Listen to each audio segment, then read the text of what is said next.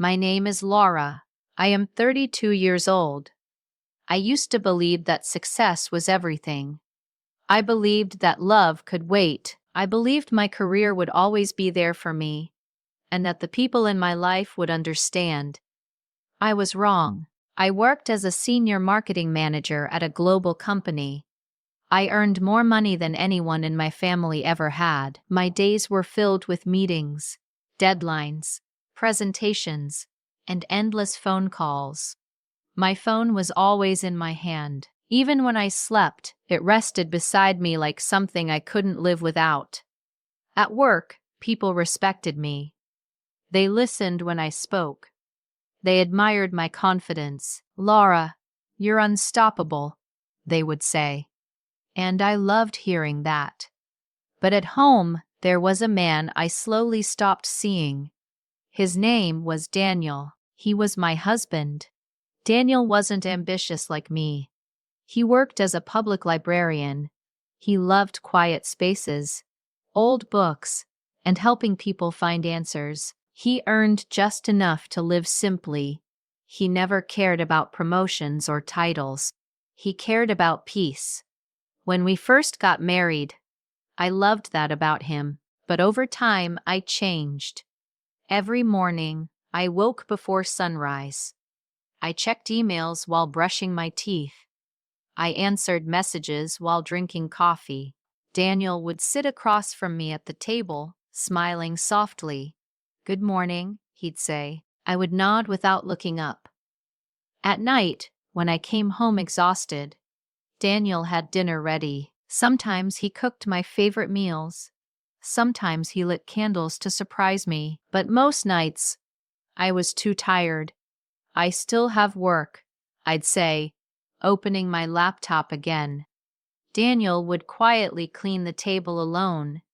At first, he tried to talk. "Laura, maybe we could take a short walk after dinner." "Laura, remember we talked about visiting the lake this weekend?" "Laura, you promised we'd watch a movie together." Each time, I said the same word. Later. Later became tomorrow. Tomorrow became next week. Next week became never. I told myself I was doing this for us, for our future, for security, for success. But Daniel never asked for more money. He only asked for me. One evening, I came home very late. My heels echoed loudly in the hallway. The apartment was dark except for a small lamp in the living room. Daniel was sitting on the couch. "You're late again," he said softly. "I had an important client meeting," I replied, annoyed. "You know how this job is." He nodded. "I made dinner. It's cold now." I sighed. "Daniel, I don't have time for these conversations." He looked at me carefully. "I don't want conversations," he said quietly. "I want my wife." Something snapped inside me. "I am building a career," I shouted. "Do you want me to fail? Do you want us to live like everyone else?" Daniel didn't raise his voice. He never did. "I don't want you to fail," he said. "I just don't want to lose you." I walked past him into the bedroom and locked the door. I told myself he was being dramatic.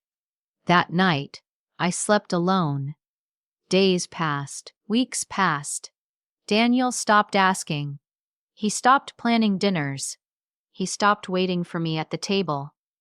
At first, I felt relieved, no pressure, no guilt.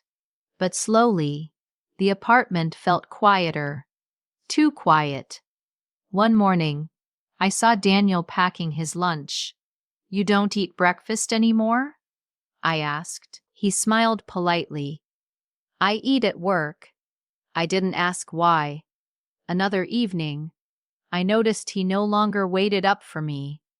I didn't ask why. Soon after, I was promoted. My boss congratulated me in front of everyone. I should have been happy, but that night, when I came home, Daniel was asleep on the couch. He had fallen asleep reading a book. His glasses were crooked on his face. A blanket was wrapped loosely around him. I stood there for a moment, then my phone buzzed. Another email. Another task. I stepped over him and went to bed. The distance between us grew silently. No fights, no drama, just absence. One Sunday morning, Daniel said, "Can we talk?" I checked my watch. "Make it quick."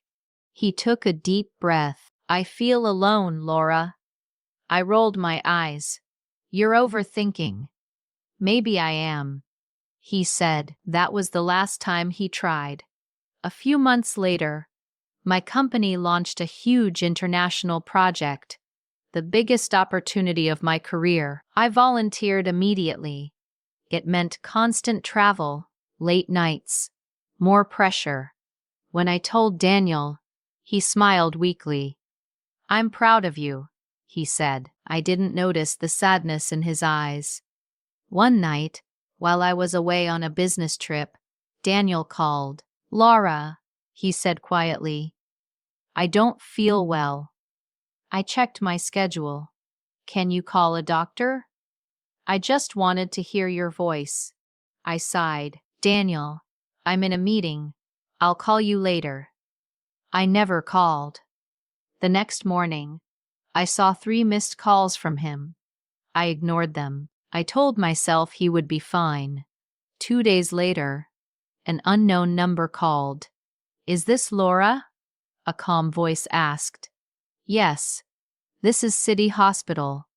My heart dropped. "Your husband has been admitted." I laughed nervously. "That's impossible. He never gets sick." There was a pause. "He collapsed at work." The room began to spin. I booked the earliest flight home. At the hospital, the smell of disinfectant filled the air. A nurse led me to his room.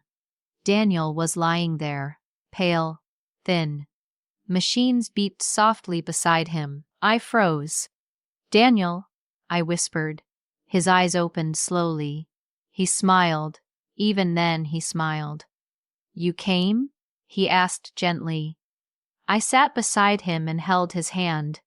It felt cold. "What happened?" I asked, my voice shaking. "Heart failure," he said calmly. "Stress and loneliness." Loneliness.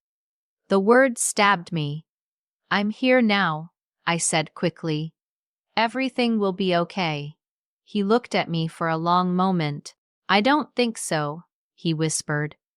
Over the next few days, I stayed at the hospital. I canceled meetings. I ignored emails for the first time in years. My phone stayed silent. Daniel grew weaker. One night, he asked me to bring his bag from home. Inside, I found a notebook filled with dates. Under each date was a short sentence. Laura worked late. I ate alone. Laura forgot our anniversary. Laura smiled at her phone more than at me. Laura didn't notice I was gone. My hands trembled. At the back of the notebook, one sentence was written. "I loved her quietly so she could shine loudly." I broke down. That night, Daniel's condition worsened. I sat beside him, holding his hand. "I'm sorry," I whispered again and again. "Please don't leave me." He opened his eyes one last time.